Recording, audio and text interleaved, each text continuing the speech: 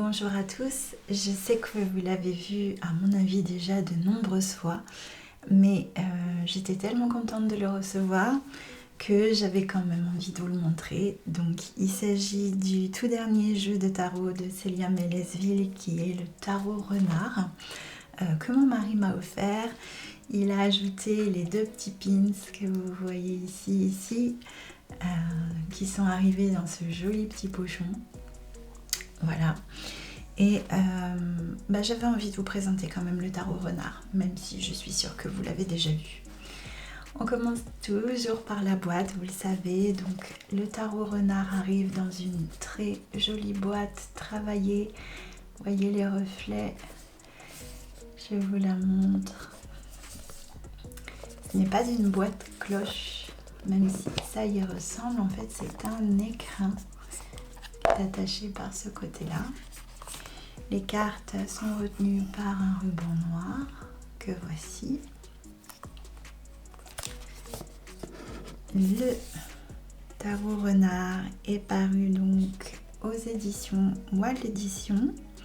C'est la maison d'édition de l'illustratrice Célia Mélesville. C'est un cadeau, donc je ne suis pas allée voir le prix aujourd'hui. Il est fourni avec ce livret qui est un livret aussi bien en anglais que en français. Le livret est composé de 37 pages d'explication des cartes et une page consacrée à nous dire qui est Célia Mélesville. Au début du livret, donc, on a toujours notre petit message de bienvenue. Je vais vous lire celle-ci. Donc, au fond du terrier du renard t'attend un voyage extraordinaire qui te conduira aux portes de ton âme et de ton destin. Suis le pelage roux qui te montre la voie entre ombre et lumière, terre et ciel, passé et futur. Nous avons quelques messages explicatifs sur comment tirer les cartes, dans quel état d'esprit être. Je vous lirai juste sa conclusion. Amuse-toi, c'est une conclusion qui me plaît. On doit s'amuser avant tout. Elle explique que le jeu peut être lu avec les cartes juste à l'endroit ou également inversé. Elle nous propose un tirage qui est le voyage du renard. Quel voyage dois-je entreprendre? Où dois-je me montrer intelligent? Comment utiliser mon intuition? Les blocages?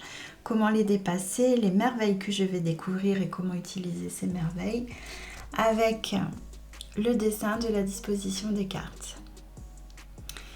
Ensuite, elle passe aux explications des arcanes majeures. Donc pour chaque arcane majeur, on va regarder l'impératrice par exemple. Vous avez un texte sur le symbole de l'impératrice, donc de la carte, les mots-clés associés et les mots-clés si la carte sort inversée. Voilà. On est sur un tarot d'inspiration Rider-Waite, donc vous ne trouverez pas le pape mais le hiérophante. Et la force et la justice sont inversées. Carte 8 et carte 11. Ensuite, elle nous explique également les mineurs. Donc, elle reprend dans ce petit livret par exemple une explication sur les 6 en général. Puis elle détaille le 6 de pentacle, le 6 d'épée, le 6 de coupe et le 6 de bâton. Et enfin, comme je vous disais, il y a également une particularité, donc il y a une carte bonus, ne regardez pas, on regardera juste après.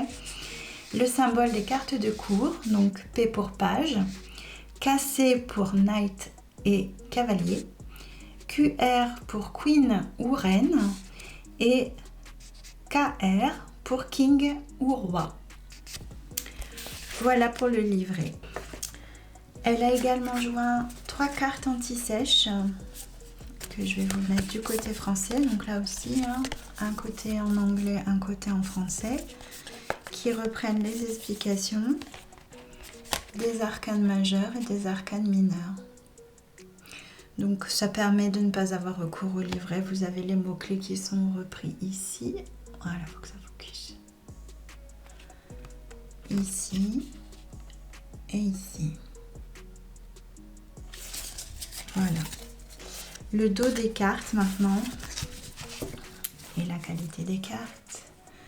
Donc, nous sommes sur un dos dans les teintes orangées et vous avez, voilà, je vous montre à la caméra, toutes les petites lunes, les étoiles sont en doré brillant, alors que la carte elle-même est mate.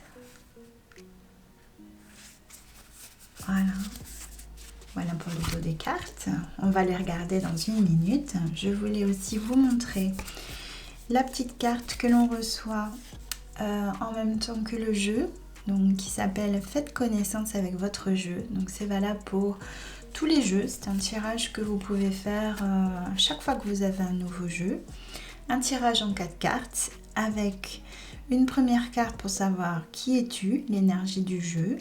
Une deuxième, quelles sont tes forces et ce sur quoi nous pouvons travailler ensemble. Une troisième, quelles sont tes faiblesses et ce que je ne dois pas travailler avec toi. Et en quatrième, quelle va être la nature de notre collaboration. On peut faire ce tirage à chaque fois que nous avons un nouveau jeu. Je vous propose de regarder tout de suite les cartes. Je vous propose de regarder les cartes quand même une à une. Si vous entendez des cloches derrière moi, c'est un mariage. On est samedi quand je filme.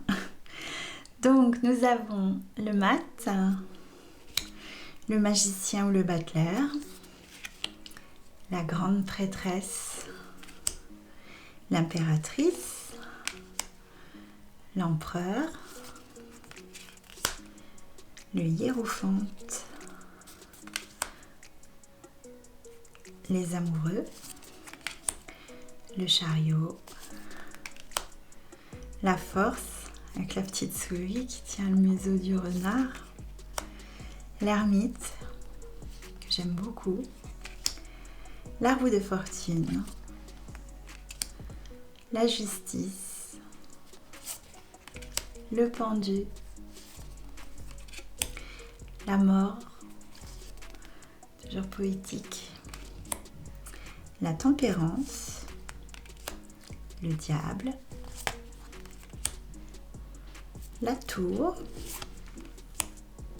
l'étoile, je pense que c'est une de mes cartes préférées, la lune, le soleil, le jugement et le monde. Ensuite, on a donc les pentacles, le 1, le 2, le 3, le 4, 5, 6, 7, 8, 9, 10, le page avec le P, la reine qui est en fait, le cavalier pardon, qui est en fait knight ou C de cavalier, la reine, queen ou R, le roi, les coupes, l'as de coupe, le 2, le 3, 4, 5,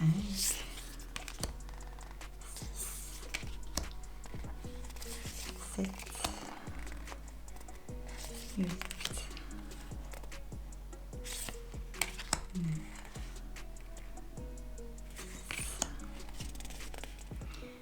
le page, le cavalier de coupe, la reine de coupe, le roi, les épées. Si vous avez regardé ma dernière revue sur un tarot, c'était le tarot des songes. Là, on est beaucoup plus dans des couleurs qui me parlent pour les épées. Le 5 d'épée, le 6, 7, le 8, le 9, le 10. Une des cartes qui me fait le plus mal, celle-ci, dans les illustrations. le page d'épée, cavalier, reine d'épée, le roi d'épée, les bâtons, as de bâton, le 2, le 3. Vous voyez, il y a un petit symbole à chaque fois sur la carte au niveau du chiffre qui permet de savoir si on a un doute. Bon, là, les illustrations, il n'y a pas de doute. C'est pas. J'ai longtemps confondu dans le tarot de Marseille les épées et les bâtons. Pour moi, c'était inversé. 8 d'épée, le 9, le 10. Ça a vraiment tout le poids du monde sur les épaules. Le page d'épée, le cavalier, la reine, le roi. Et ceci est une carte que Célia a ajoutée qui est le renard blanc. Voilà, on a vu l'intégralité des cartes ensemble.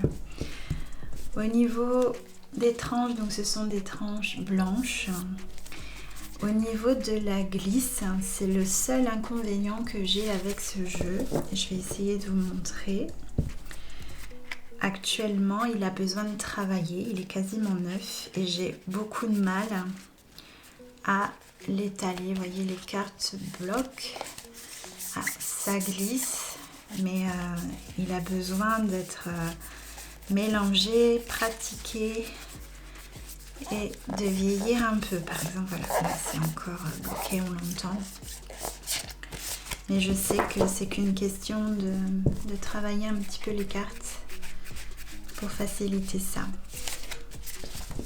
Je vous laisse pour la revue aujourd'hui. Je pense qu'on fera un tirage ou une guidance avec ce jeu probablement la semaine prochaine.